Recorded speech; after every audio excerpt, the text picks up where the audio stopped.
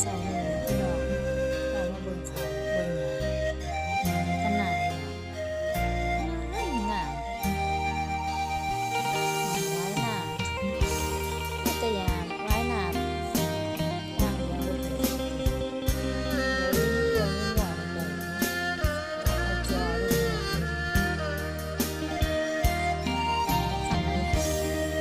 ฟ้ามืดกะคงบ่โดนเห็นสนตาเว้นยามเศร้าน้องเอ๋ยเศร้าสาอย่างเอาถ้าเขาบ่ฮักอย่าฝืนปิดสากอกน้ำตาที่มันหัวอกบุญไปแล้วเขาคงบอกอย่าฝืนให้เสียเวลาอย่าห้ามน้อง